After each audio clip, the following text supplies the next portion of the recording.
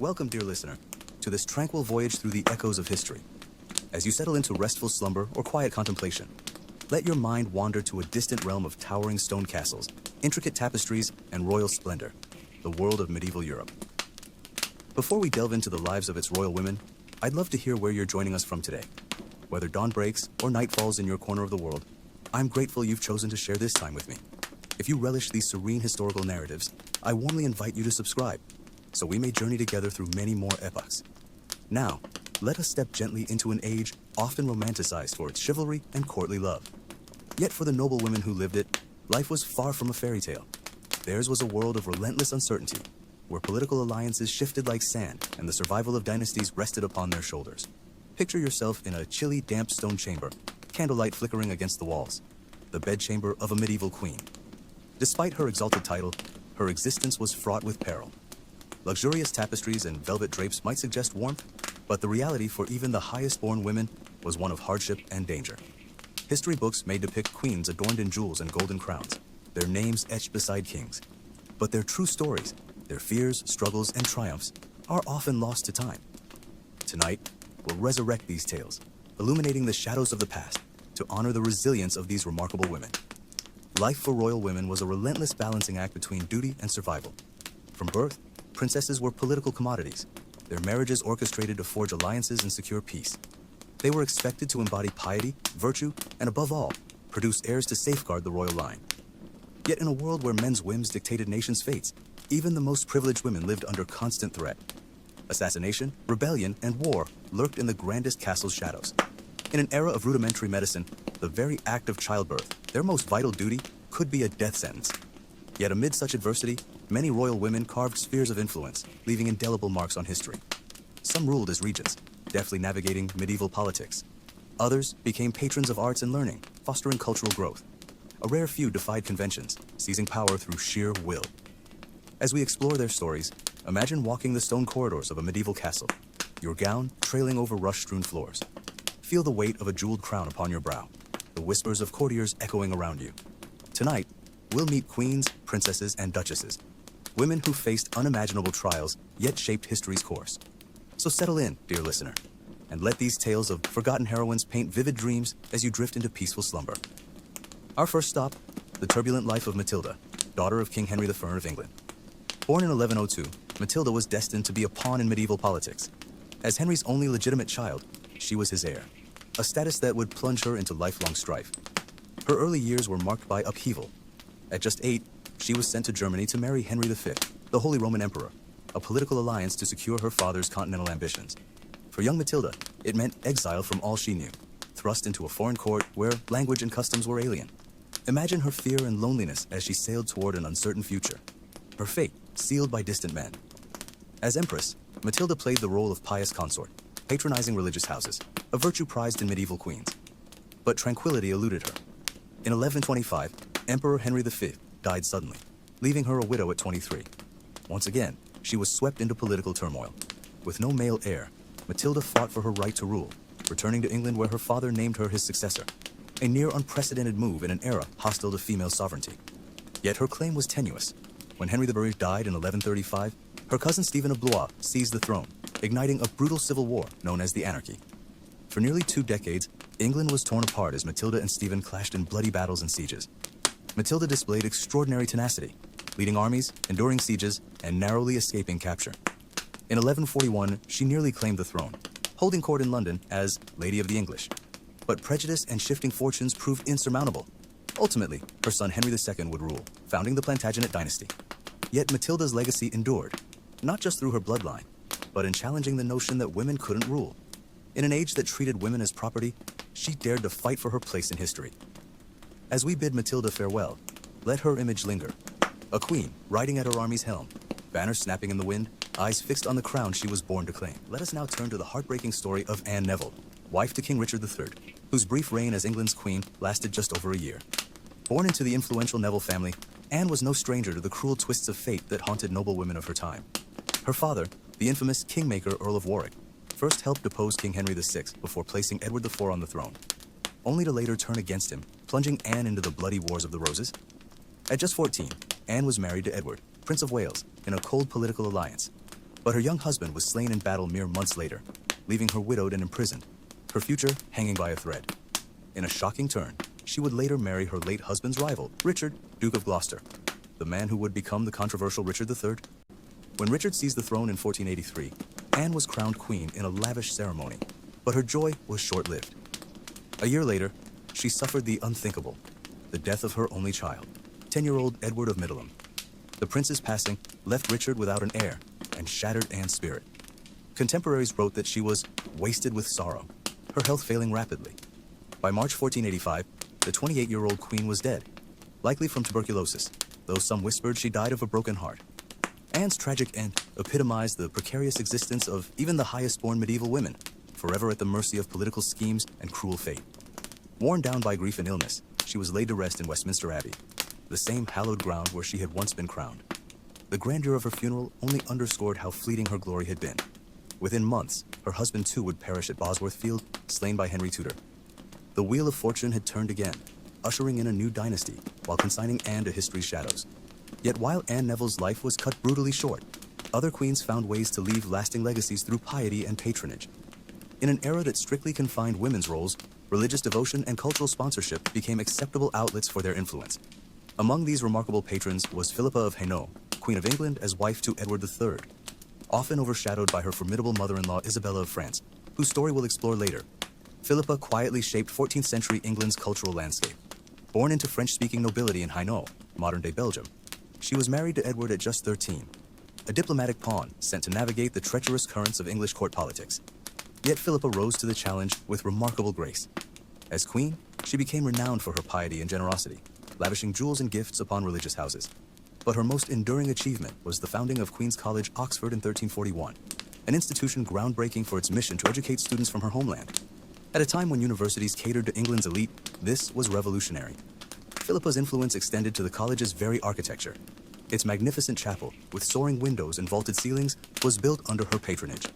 Her cultural impact reached beyond religion. Philippa championed chronicler Jean Froissart, whose vivid, if biased, accounts of the Hundred Years' War owe their existence to her support. Through such patronage, medieval queens like Philippa could wield soft power when direct authority was denied them. In a world that silenced women's voices, art, architecture, and pious works became their lasting language. Yet even the most influential queens remained subject to men's whims, as Marguerite of Provence, wife of Francis Louis IX, would discover. Born to Provençal nobility, Marguerite was celebrated for her beauty and intellect. Married at 13 to Louis, she initially enjoyed significant influence, with the smitten king promoting her relatives at court. But this provoked resentment among French nobles, who spread vicious rumors questioning her children's paternity. A stark reminder of how easily a queen's reputation could be weaponized against her. Marguerite's fortunes darkened when Louis embarked on the Seventh Crusade in 1248. With the king away, nobles moved against her faction. Even her formidable mother-in-law, Blanche of Castile, sidelined her from regency power. Desperate, Marguerite undertook the perilous journey to join Louis in the Holy Land, only to arrive as he was captured by Egyptian forces. There, in terrifying conditions, she gave birth to their son, surrounded by violence and uncertainty. Her ordeal exemplifies how quickly a medieval queen's fate could unravel, from heights of influence to depths of despair, all on the shifting sands of political fortune. Though she and Louis eventually returned to France, their crusade had ended in disaster. The king, hardened by battle, grew distant, while Marguerite retreated into religious devotion. When Louis left on another doomed crusade in 1270, Marguerite remained as regent, a bittersweet coda to a life of dramatic reversals. Marguerite of Provence's story captures the paradox of medieval queenship. Immense privilege paired with profound vulnerability. Even the most savvy political operators could find themselves cast aside when winds changed. Yet, as we'll see next, some queens refused to accept their prescribed roles, and in doing so, reshaped history itself. No queen defied medieval conventions more dramatically than Isabella of France, the notorious she-wolf, who deposed her own husband, King Edward II. Her story unfolds like a dark fairy tale, a saga of betrayal, revenge, and raw political ambition that would forever stain England's royal history. Born into the French royal family, 12-year-old Isabella was married to Edward in 1308 as part of a diplomatic truce. But from their first days together, the marriage soured. Edward proved a weak ruler, obsessed with his male favorites, particularly the charismatic Piers Gaveston, whom he showered with lands and titles while neglecting his young bride. Court chroniclers describe Isabella's humiliation as Gaveston eclipsed her at every turn, even appropriating wedding gifts meant for the queen. For years, the scorned Isabella endured this insulting arrangement, quietly observing Edward's misrule as his barons grew restive. Twice they forced Gaveston into exile, The third time, in 1312, they executed him, an act that plunged Edward into grief and rage. But rather than turning to his queen for comfort, the king soon became enthralled by another favorite, Hugh Despenser the Younger, whose grasping family would dominate royal favor. The breaking point came in 1325. When Edward sent Isabella to France to negotiate a peace treaty with her brother, the French king, she seized her moment. Once on familiar soil, the 30-year-old queen refused to return, declaring she wouldn't share a kingdom with the Despensers.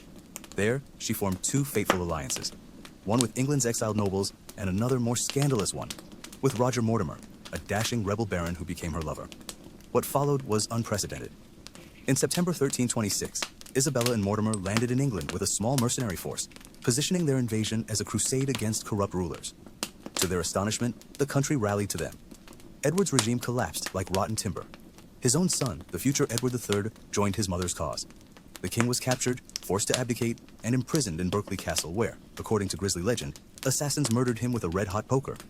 For 4 years, Isabella and Mortimer ruled as regents for the teenage Edward III, enriching themselves and eliminating rivals. But their arrogance proved their undoing. In 1330, the 18-year-old king staged his own coup, arresting Mortimer and having him hanged at Tyburn. Isabella was spared execution, likely due to her royal blood, but spent her remaining years under comfortable house arrest, a fallen she-wolf stripped of her fangs. Isabella's audacious power grab revealed both the possibilities and limits of medieval queenship. She proved a woman could overthrow a king, yet her ultimate downfall underscored how society still recoiled at overt female rule. Even so, her legacy endured, not just in England's political consciousness, but through her son Edward III, who would become one of England's greatest warrior kings. This tension between influence and propriety shaped all medieval queens, including those who wielded power more subtly. Consider Philippa of Hainaut, Edward III's beloved consort. Arranged to marry at 9, she arrived in England in 1328 as a French-speaking teenager entering a foreign court. Yet, unlike Isabella, Philippa embraced the traditional queenly roles, with extraordinary results. During Edward's military campaigns in the Hundred Years' War, Philippa governed as regent, famously convincing him to spare the lives of Calais burghers in 1347. Her court became a hub of culture, patronizing artists like Jean Froissart and founding Queen's College, Oxford. Most remarkably, she bore 12 surviving children, a dynastic jackpot that secured the Plantagenet line. When she died in 1369 after 41 years of marriage, Edward was devastated. He commissioned an exquisite alabaster tomb at Westminster Abbey, where he would eventually lie beside her. Philippa's story offers a counterpoint to Isabella's, proof that queens could achieve lasting influence within conventional bounds. Yet both women's lives shared a common thread. Their fates ultimately depended on male approval. Even the most formidable medieval queen walked a razor's edge, knowing today's triumph could become tomorrow's downfall. Nowhere was this precariousness more evident than in childbirth, the queenly duty that was both their greatest power and gravest peril. The greatest paradox of medieval queenship lay in childbirth, the sacred duty that could elevate a queen to glory or condemn her to the grave. In an age before modern medicine, the royal bedchamber became both throne room and battleground, where dynasties were forged through unimaginable suffering. Imagine the scene: a darkened chamber thick with incense, the air heavy with the metallic tang of blood. The queen lies exhausted on sweat-soaked linens, her ladies whispering prayers as the midwife coaxes life from her writhing body. Outside, the entire kingdom holds its breath, not for the mother's survival, but for the sex of the child. A male heir means stability, a daughter, disappointment, a stillbirth, political catastrophe. This was the brutal arithmetic of royal reproduction.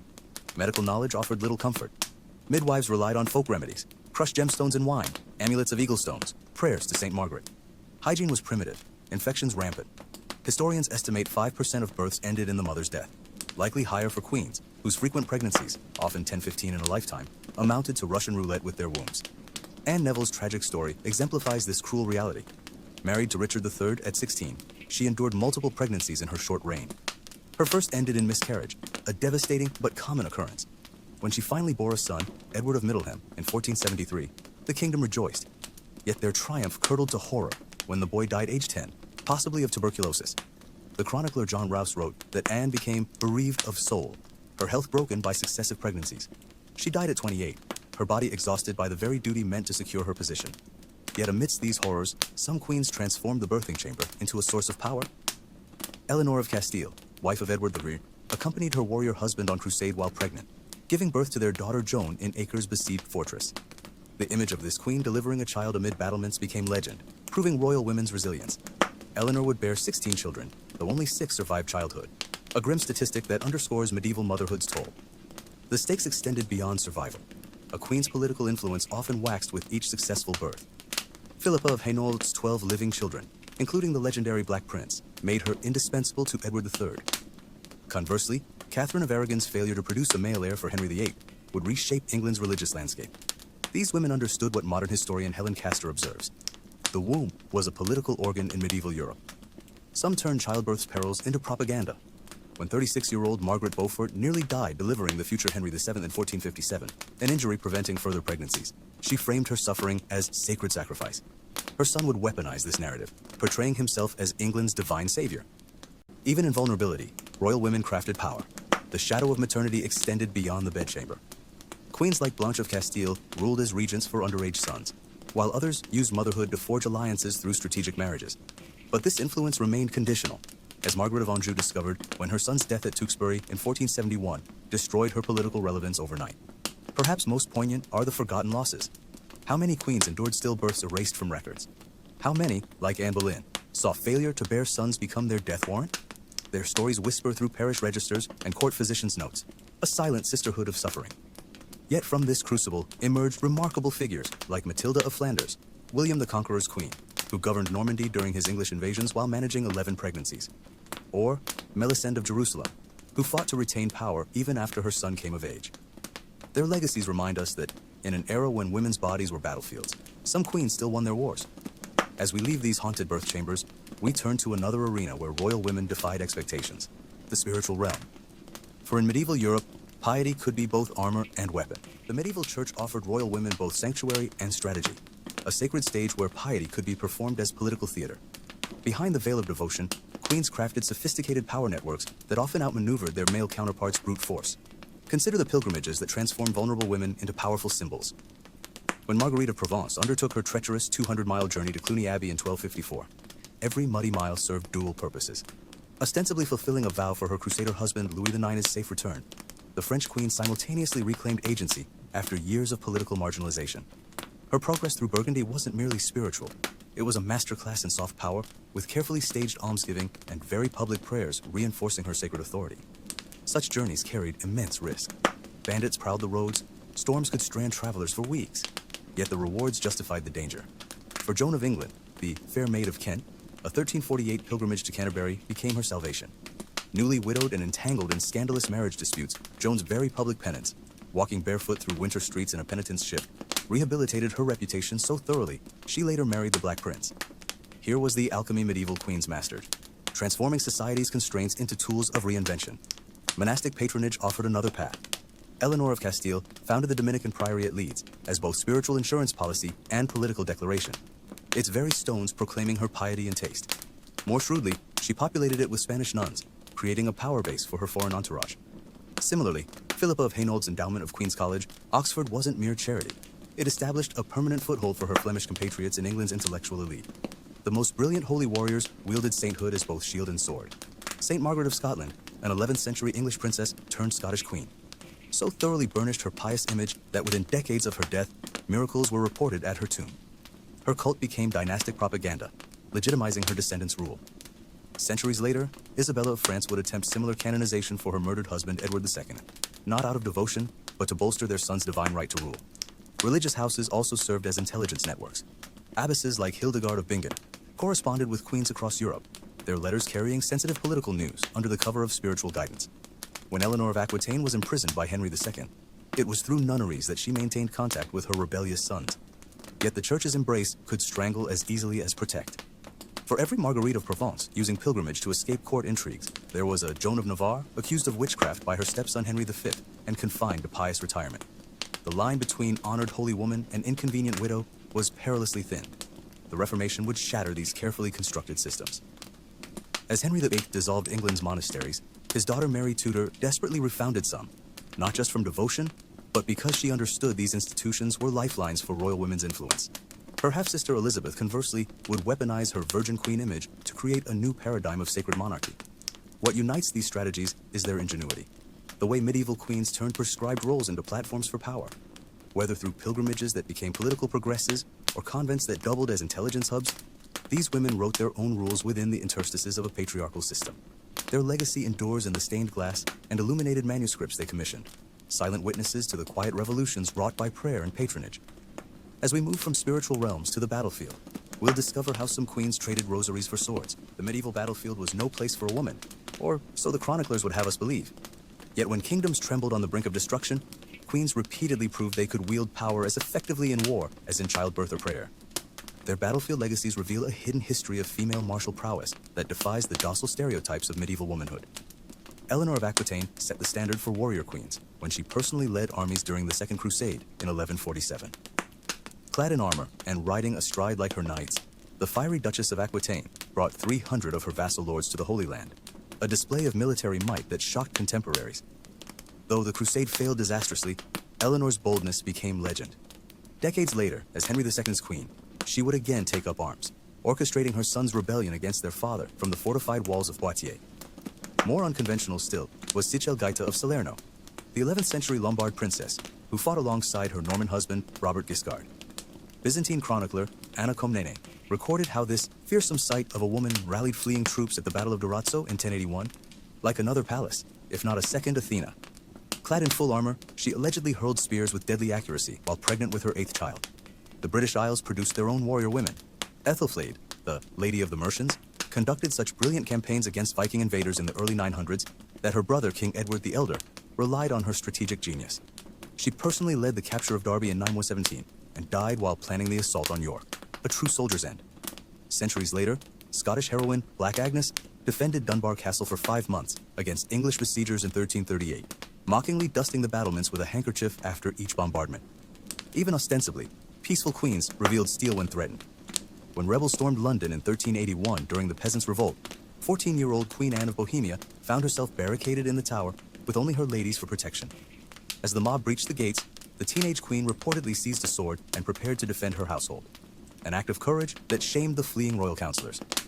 The ultimate battlefield queen emerged in 15th century France. Joan of Arc's meteoric career needs little retelling.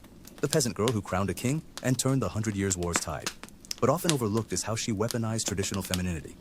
By insisting on wearing men's armor for practicality while maintaining her virginity as spiritual armor, Joan exploited every facet of medieval gender norms to unprecedented effect. Her battlefield successes forced contemporaries to reconcile her actions with their worldview, ultimately condemning her as a heretic when political winds shifted. These martial exploits came at tremendous personal cost. Many warrior queens faced disproportionate retaliation when captured. Braveheart's Isabella Macduff was imprisoned in a cage hanging from Berwick Castle's walls for 4 years after crowning Robert the Bruce. The Saxon Queen Ethelberg destroyed her own city of Taunton rather than let it fall to invaders, an act remembered more for its destruction than its strategic brilliance. What unites these women is their shared understanding that in medieval Europe's brutal power, calculus, sovereignty ultimately rested on military might. Whether leading charges like Sichelgaita, directing campaigns like Ethelflaed, or inspiring troops like Joan, they refuse to be passive observers of history. Their often erased legacy forms a counter-narrative to the docile queenly ideal, proving that when circumstance demanded, the steel beneath the velvet could gleam deadly bright. As we turn from battlefield to bedchamber in our next chapter, we'll discover how the most intimate spaces became equally fraught political arenas. The royal bedchamber served as both throne room and battleground for medieval queens, a private space where political alliances were consummated and dynasties forged through intimate acts of statecraft. Behind closed doors, these women navigated a perilous landscape where passion and politics became inextricably entwined. Eleanor of Aquitaine's marital history reads like a masterclass in bedroom diplomacy. Her first marriage to Louis VII of France collapsed not from lack of heirs, she bore 2 daughters, but because their physical incompatibility became political liability. The pious Louis reportedly followed monastic chastity even in the marriage bed, while Eleanor, raised in the sensual courts of Occitania, yearned for connection. When their disastrous Second Crusade pilgrimage included separate ships and tents, the message was clear. This union had failed at its most fundamental level. Their 1152 annulment on grounds of consanguinity, they were distant cousins, became mere legal cover for what chroniclers discreetly termed incompatibility of temper. Yet Eleanor's subsequent marriage to Henry Plantagenet proved equally fraught for opposite reasons. The fiery Henry fathered at least 12 illegitimate children, while Eleanor bore him 8, their passionate clashes producing both a dynasty and ultimately its unraveling. Courtiers whispered how the queen encouraged their son's rebellion against Henry, turning the royal bed from site of alliance to breeding ground for revolt. More tragic was the marital prison of Isabella of France, wed at 12 to the disinterested Edward II. The king's preference for male favorites like Piers Gaveston created a humiliating dynamic where Isabella, one of Europe's most cultured princesses, found herself sidelined in her own chambers. Her eventual rebellion and affair with Roger Mortimer wasn't merely romantic revenge, but a calculated power grab by a woman who'd spent years studying court politics from the cold isolation of the royal bed. Some queens transformed these intimate spaces into command centers. Margaret of Anjou, the formidable wife of mentally unstable Henry VI, essentially ruled England from her privy chambers during his bouts of madness. Her bedroom cabinet of loyal lords became the de facto government, proving that in medieval politics, access to the royal body equaled access to power. The stakes of these bedroom dramas extended far beyond personal happiness. When Catherine of Valois, widow of Henry V, secretly married Welsh courtier Owen Tudor, their affair seemed a private matter. Yet this union would ultimately plant the seed for the Tudor dynasty, altering England's political landscape for centuries. Similarly, Philippa of Hainault's success in bearing Edward III 12 healthy children didn't just secure her position. It provided the Plantagenets with political pawns to marry across Europe. The bedroom's dangers proved particularly deadly for Anne Boleyn. Her failure to produce a male heir transformed Henry VIII's passion into rage, with the king's former love letters becoming evidence in her treason trial. The same four-poster bed where she'd conceived Elizabeth I became the psychic ground zero for her downfall. Perhaps most poignant are the stories we'll never know: the quiet despair of Joan of Kent forced into clandestine marriage as a teenager, or the terror of child brides like Margaret Beaufort giving birth at 13. Their unrecorded tears soaked the same pillows where history's grand narratives were written. As daylight filters through the bedchamber's stained glass, we're reminded that for medieval queens, the personal was always profoundly political. The most successful navigated these intimate waters with a combination of sensual diplomacy and cold calculation, understanding that in the royal marriage bed, survival often depended on satisfying both heart and state. Our next chapter descends into the castle's darkest corners, the dungeons where queens sometimes found themselves on the wrong side of power. The dungeon's chills seeped through stone walls as another royal woman learned the cruelest lesson of medieval politics. Today's queen could become tomorrow's prisoner. These grim spaces beneath castles held stories of fallen grace that whispered through the ages, reminding all queens of their precarious positions. Isabella of France's revenge against her husband Edward II proved brutally poetic when she imprisoned him in Berkeley Castle's foul oubliette in 1327. The deposed king, who had once reveled in luxury, now languished in a cell designed to amplify suffering, its latrine channel deliberately positioned so guards could hear his every movement. Yet Isabella's triumph curdled within years when her own son Edward III turned the tables, confining her to Castle Rising in comfortable but humiliating exile. The wheel of fortune spared no one. More tragic still was the fate of Eleanor of Aquitaine, held captive for 16 years by her furious husband Henry II after supporting their son's rebellion. Though granted dignified quarters rather than a true dungeon, the once vibrant queen endured strict surveillance at Old Sarum and Winchester castles. Yet even in confinement, Eleanor's influence persisted. Her jailers reported noblewomen mysteriously gaining access to deliver messages, her network of allies remaining ominously intact. Some queens faced worse than imprisonment. The unfortunate Anne Boleyn's descent from throne to Tower scaffold took just 17 days in 1536. Her lodgings in the Tower of London were in fact the same rooms where she awaited her coronation, a cruel irony not lost on the doomed queen. As she reportedly joked darkly to her guards, "I heard say the executioner was very good, and I have a little neck." Medieval justice showed particular cruelty to royal women who dared take lovers. Mary, Queen of Scots, spent 19 years in English captivity before Elizabeth I reluctantly signed her death warrant in 1587. Her alleged crimes? Not just treason, but the scandalous implication she'd slept with her accuser, the Earl of Bothwell, a sexual transgression that damned her more than any political machinations. Yet some imprisoned queens turned their cells into power centers. Joan of Navarre, accused of witchcraft by her stepson Henry V in 1419, held court from her comfortable confinement at Pevensey Castle. Visitors reported the Dowager Queen directing her remaining estate's management and receiving smuggled letters, proving even stone walls couldn't contain an able political operator. The darkest dungeon tales belong to those erased from history. How many queens like Edward II or Isabella of France allegedly ordered rivals' disappearances? The Tower's records hint at forgotten noblewomen like Eleanor of Brittany, rightful heir to England's throne, who spent 40 years in prison because her claim threatened male rulers. These stories reveal medieval justice's double standard. Where kings like Richard II or Henry II were deposed but rarely humiliated, queens faced gendered punishments, sexual slander, confinement in nunneries, or in Anne Boleyn's case, a French swordsman imported to preserve her delicate neck from a common axe. Yet from these depths emerged remarkable stories of resilience. Eleanor of Provence, widowed queen of Henry III, spent her dour years fundraising to ransom her crusader son Edward III, turning her political isolation into purposeful action. Even in darkness, royal women found ways to wield influence until their final breaths. As we emerge from these stone prisons into the sunlight of medieval gardens, we'll discover how queens cultivated beauty and power in equal measure. Beyond castle walls and throne rooms, medieval queens cultivated power in the most unexpected of spaces. Royal gardens that served as both sanctuary and strategic command center. These carefully designed landscapes became living metaphors for female sovereignty, where nature itself bent to a queen's will.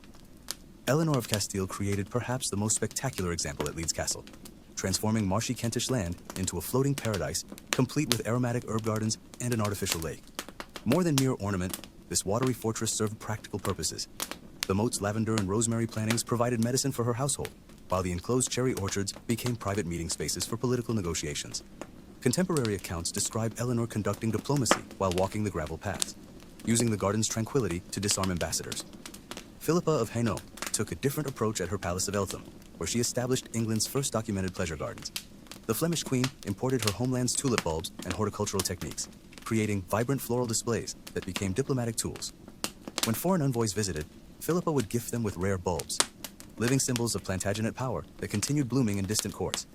Her garden's most ingenious feature? A hidden network of speaking tubes embedded in decorative grottos, allowing private conversations amid apparent solitude. The most politically charged gardens belonged to Margaret of Anjou during the Wars of the Roses. At Greenwich Palace, she cultivated blood-red roses in such abundance that chroniclers noted the very paths seemed to bleed beneath one's feet. This theatrical display served as constant reminder of Lancastrian claims, while the garden's maze-like structure allowed secret meetings with allies. After her husband Henry II's mental collapse, witnesses reported Margaret spending hours pacing the geometric knot gardens, their intricate patterns perhaps mirroring the political knots she struggled to untie. These green spaces also provided rare personal freedom. Young Joan of Kent famously escaped her chaperones by disappearing into the hedge labyrinths at Woodstock Palace, where she conducted her clandestine love affair with Thomas Holland. The garden's high boxwood walls became both playground and protector for medieval royal women, a living barrier against constant surveillance. Religious symbolism permeated every petal. The Hortus Conclusus, enclosed garden, motif in medieval art, represented both the Virgin Mary's purity and Queen's political seclusion. When Elizabeth Woodville sought sanctuary during Edward IV's temporary deposition, she chose Westminster Abbey's cloister garden, its ancient yew trees bearing silent witness to her dramatic negotiations with Archbishop Neville. Some gardens turned deadly. The Borgia Pope's infamous poison plots allegedly sourced their toxins from innocent-looking medicinal gardens.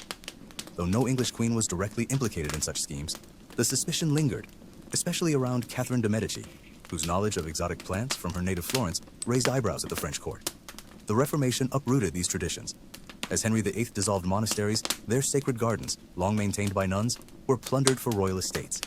The pragmatic Elizabeth Rue converted former cloister gardens into pharmaceutical hubs, cultivating feverfew and digitalis to supply her navy's surgeons. Today, archaeologists still uncover traces of these lost landscapes, a pollen analysis here, a drainage channel there. At Winchester Castle, the discovery of opium poppy seeds in Eleanor of Castile's garden suggests medieval queens may have used herbal painkillers during childbirth. At Pontefract, the excavated pits of Margaret of Anjou's orchard reveal cherry stones cracked during tense wartime councils. These gardens stand as testament to queens who understood power's cultivation required both patience and ruthlessness, qualities embodied in every carefully pruned rosebush and strategically placed bower. As we turn from living landscapes to the crafted beauty of manuscripts and tapestries, we'll see how royal women used art as equally potent political tools. The illuminated manuscripts and tapestries commissioned by medieval queens reveal a hidden language of power, one where vibrant pigments and golden threads conveyed political messages as clearly as any herald's proclamation. In an era when most women were excluded from formal education, these artistic masterpieces became their sophisticated tools of statecraft. The exquisite Psalter of Queen Melisande, created in 12th century Jerusalem, showcases this perfectly. More than just a prayer book, its pages teem with subversive imagery. The biblical Queen Esther depicted wearing Melisande's own crown, subtly asserting her right to rule alongside her son Baldwin III. The manuscript's Syrian Christian artists incorporated Islamic motifs, reflecting the Queen's policy of religious tolerance in the Crusader kingdom. Most telling, the unusually large number of female saints featured a visual manifesto for female authority. Across Europe, queens used textiles as political weapons. Eleanor of Castile's famous La Toile tapestry series didn't merely decorate castle walls, it told a carefully curated story of Plantagenet legitimacy. Woven with gold thread from Constantinople and dyed with rare Kermes red, these hanging chronicles depicted Edward I's Welsh victories while tactfully omitting his failures in Scotland. When French ambassadors visited, they were deliberately seated beneath panels showing English triumphs over France, diplomatic messaging in wool and silk. The most brilliant practitioner of this art was undoubtedly Margaret of Austria, whose 16th century court at Mechlin became Europe's premier tapestry workshop. Her magnificent La Dame à la Licorne series showing a noblewoman taming mythical beasts, was actually an allegory for her successful regency over the Netherlands. Each unicorn represented a rival faction she'd subdued, woven into submission like the threads themselves. These commissions provided crucial patronage for female artists often erased from history. The shadowy Anastasia, who illuminated manuscripts for Eleanor of Aquitaine, or the unnamed nuns who embroidered Henry III's coronation robes. Their artistry flourished under queenly patronage. At Barking Abbey, aristocratic women like Marie de France produced illuminated books that circulated through royal networks, their colorful miniatures carrying subtle commentary on court politics. Religious art became particularly potent. When Isabella of Castile commissioned her stunning Book of Hours, she included an unusual detail, a miniature showing herself receiving the manuscript directly from the Virgin Mary. This visual equivalency between Queen and Holy Mother wasn't just piety. It was a calculated assertion of divine right to rule. The Reformation transformed this artistic landscape. Protestant queens like Elizabeth the Throne replaced devotional imagery with portraits emphasizing imperial power. Her famous rainbow portrait bursting with symbols of dominion. Yet even as iconoclasm swept England, Mary Queen of Scots clung to Catholic illumination. Her personal prayer book filled with martyred saints that mirrored her own fraught destiny. Today, conservators discovered tantalizing clues in these works.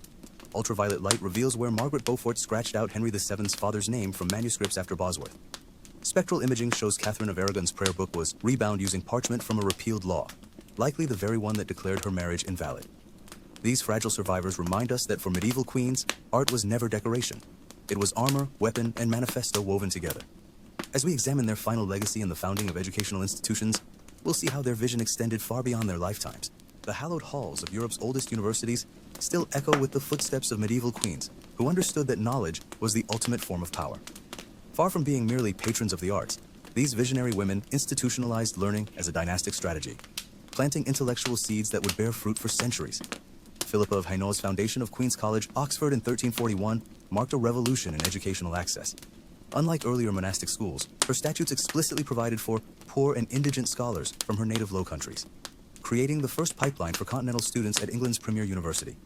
The college's unique architectural design, with its library directly accessible from the chapel, embodied Philippa's belief that faith and reason were intertwined. Most radical of all, her original endowment included funds for female tutors to educate local girls, a provision quietly dropped by male administrators after her death. Across the Channel, Blanche of Castile established the University of Paris's Collège de Navarre in 1304 as a bulwark against church dominance. Her clever stipulation that scholars must study civil law alongside theology produced generations of administrators who would strengthen French royal authority. The college became notorious as a hotbed of progressive thought. Its most famous alumnus, the radical theologian Jean Gerson, would later defend Joan of Arc at her trial. The most sophisticated educational network belonged to the multilingual Matilda of Tuscany. This 11th century warrior countess turned her castles into de facto universities, where Muslim, Jewish, and Christian scholars collaborated on translations of classical texts. Her court mathematician, the monk Hermann of Reichenau, developed the first portable quadrant based on Arabic designs, a technological marvel that revolutionized medieval navigation. These queens understood education's political utility. When Eleanor of Aquitaine relocated to England after her marriage to Henry II, she brought a retinue of Occitan scholars who introduced troubadour poetry and Roman law to the island. This cultural invasion subtly prepared the ground for her son Richard's continental empire. Similarly, Margaret Beaufort's patronage of Cambridge scholars produced the humanist thinkers who would legitimize her grandson Henry VIII's break with Rome. The convent played a surprising role in female intellectual history. Noblewomen like Hildegard of Bingen and Héloïse of Argenteuil led abbey schools where daughters of the elite studied everything from medicine to rhetoric. Queens frequently placed their unmarried or widowed relatives in these institutions, not as punishment, but to access their scholarly networks. The Venerable Bede records how Queen Ethelthryth of Northumbria used her Ely Abbey connections to circulate political poetry across Anglo-Saxon England. Some royal women became scholars themselves. The Byzantine princess Anna Komnene, exiled to a convent after failing to seize the throne, wrote the monumental Alexiad, a history of her father's reign that remains our primary source for the First Crusade. In Spain, Queen Isabella of Castile's personal library contained over 400 volumes, including controversial works by female mystics she protected from the Inquisition. The Reformation shattered this intellectual ecosystem. As Henry VIII dissolved England's monasteries, priceless libraries were dispersed, except where quick-thinking abbesses like Catherine Bulkley smuggled manuscripts to sympathetic noblewomen. The Protestant emphasis on vernacular scriptures ironically created new opportunities, with Elizabeth the Runner personally translating classical texts, while her bishops fretted about learned ladies. Modern researchers continue uncovering these queens' pedagogical legacies. Spectral imaging reveals how Margaret of Austria's schoolroom manuscripts were deliberately annotated for teenage Charles V's instruction. Archaeology shows Eleanor of Castile's Oxford College had innovative heating systems to keep scholars warm, a tangible expression of maternal care for her bookish children. These institutions stand as monuments to a profound medieval truth. While swords could win kingdoms, only knowledge could sustain them. The most visionary queens invested not just in lands and armies, but in the luminous minds that would carry their legacy forward. As we turn to our final chapter, we'll discover how these multifaceted women balanced their public roles with private spiritual lives, and how faith became both comfort and weapon. The private faith of medieval queens often burned brighter than the gilded relics they donated to cathedrals, a complex fusion of genuine devotion and shrewd political calculation that shaped Europe's spiritual landscape. Behind the carefully curated image of pious intercessors, these women navigated a delicate balance between heavenly aspirations and earthly power struggles. Isabella of Castile's extreme religiosity exemplifies this duality. The queen who expelled Jews from Spain also kept a well-worn copy of Maimonides' Guide for the Perplexed in her private chapel. She wept over the Alhambra's beauty even as she established the Inquisition, and personally funded the voyage of a Genoese explorer named Columbus, seeing no contradiction between converting pagans and enriching her coffers. Her daughter, Catherine of Aragon, would inherit this pragmatic spirituality, spending 4 hours daily in prayer while simultaneously outmaneuvering Henry VIII's theologians in Latin debates about her marriage's validity. More unorthodox was the mysticism of Blanche of Navarre, 14th century Queen of France. She turned her court into a salon for radical female visionaries like Marguerite Porete, whose controversial book, The Mirror of Simple Souls, was burned by authorities, but secretly preserved in Blanche's library. When plague struck Paris, this queen turned healer, establishing hospitals where she personally tended the sick while wearing a hair shirt beneath her royal robes. The most fascinating spiritual balancing act belonged to Eleanor of Aquitaine. After her rebellious sons were defeated, the aging queen performed very public penance, walking barefoot to Becket's shrine at Canterbury. Yet during this same period, she quietly commissioned the Romance of the Rose, an allegorical poem celebrating earthly love that would become medieval Europe's most copied secular work. Like the rose itself, Eleanor's faith had thorns among its beauty. Religious patronage often served as insurance policy. Margaret Beaufort's lavish endowments to Westminster Abbey included a clause requiring monks to pray for her soul in perpetuity, a spiritual annuity she shrewdly negotiated while simultaneously plotting her son Henry Tudor's path to the throne. Similarly, Matilda of Scotland's funding of leper hospitals didn't prevent her from allegedly poisoning her husband Henry I's rivals. Some queens found in faith their only freedom. The slandered Anne Boleyn's final words focused not on her doomed daughter Elizabeth, but on the Eucharist. I pray God save the king, for a gentler nor more merciful prince was there never. This calculated piety was perhaps her last political act, ensuring her execution would be seen as martyrdom rather than justice. The Reformation tore this spiritual tapestry apart. Catherine Parr, Henry VIII's last queen, nearly went to the Tower for her Protestant views before deftly reconciling with the king. Her published prayers became England's first devotional book by a reigning queen, a dangerous innovation in an era when women weren't supposed to interpret scripture. Modern scholars still uncover these women's secret faiths. Infrared scans reveal Catherine de' Medici's Blackened Prayer Book was scorched not by accident, but deliberately, likely during her desperate vigil for the St. Bartholomew's Day massacre. At Fontevraud Abbey, archaeologists found Eleanor of Aquitaine's tomb, oriented unusually toward Jerusalem rather than the altar, a silent crusader's rebuke to the church that had annulled her first marriage. These queens understood what modern historians often forget, that medieval spirituality wasn't separate from power, but its very foundation. Whether performing public penance like Eleanor, or commissioning subversive manuscripts like Blanche, they wielded faith as both shield and sword in their political battles. As our journey through these remarkable lives concludes, we're left with a profound truth. The medieval world that sought to constrain royal women became, through their ingenuity, the very arena of their greatest triumphs. From birthing chambers to battlefields, from scriptoria to throne rooms, they shaped an era that pretended to exclude them. Their legacy endures not just in stone and parchment, but in the very idea of a female sovereignty they painstakingly constructed. One illuminated manuscript, one founded college, one hard-won crown at a time. The candles may have guttered out in those drafty castle chambers long ago, but the light of these queens still reaches us across the centuries, undimmed.